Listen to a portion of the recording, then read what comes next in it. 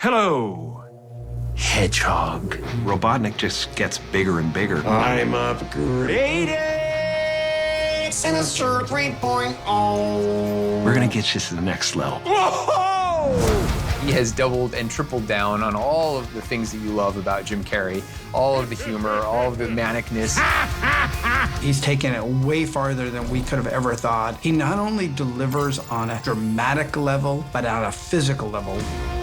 I'm Robotnik. I'm the controller. Toggle me. Let's light this candle.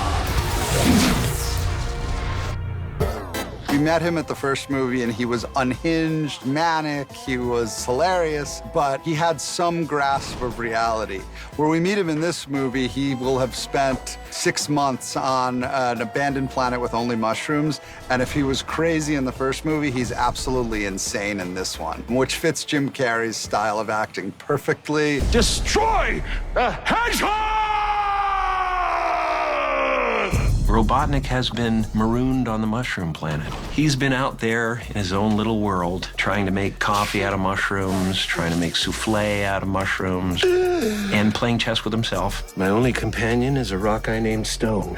The question is, for whom am I narrating this? From a production design standpoint, it was just a field day. We built over 1,000 styrofoam mushrooms. We created this entire planet, and then we just let Jim Carrey go to town on it, and it was a blast. It's just a lot of fun to see a character who has lost such a grasp on his reality as he returns back to Earth and has to face off with Sonic once again. It's time to say goodbye to this piece of shiitake planet! He does return, and vengeance is definitely the order of the day. Come and get it. With the Emerald Power, he's able to transcend his already incredible and totally dysfunctional mind and almost become demigodinal.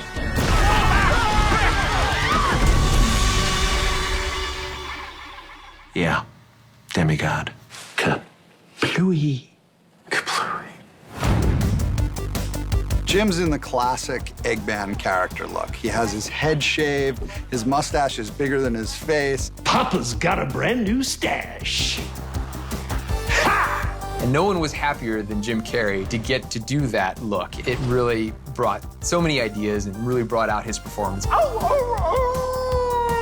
The mustache is a manifestation of Robotnik's ego. The bigger the ego, the bigger the chip, the bigger the resentment, the bigger the mustache. It's a status symbol.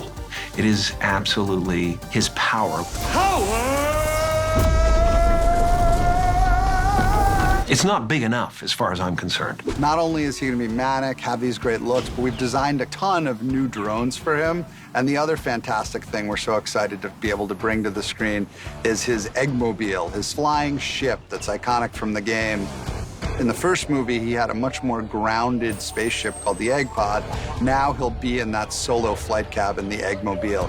And it looks just like the game and is fantastically designed. Later, haters! Take me with you!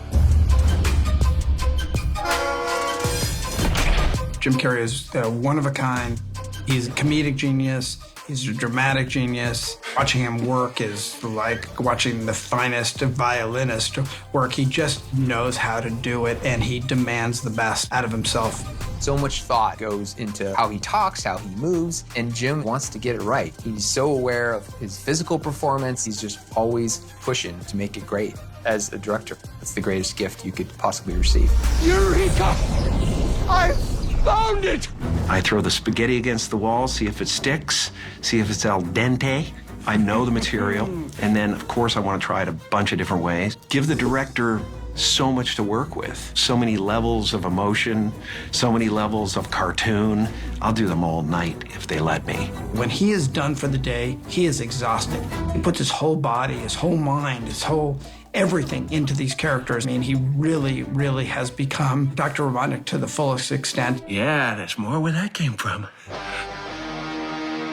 I really like the world this Sonic character inhabits. And it's innocent. It's got all the special effects and all the wow, but it's also got this very light thing going on that's just kind of sweet and homespun. Wachowski! The idea of families hanging out together and watching the movie and the adults having something that they can take away from it and enjoy my performance. That means a lot to me. Now you speak my language. I've had a long career of these movies I've done reintroducing themselves to new generations of kids. So I get a 50-year-old coming up to me telling me how much they love a certain movie, and I got a 10-year-old coming up to me and saying they've just started watching all of my movies. That's an incredible blessing, and I'm super grateful to have more of it with this film.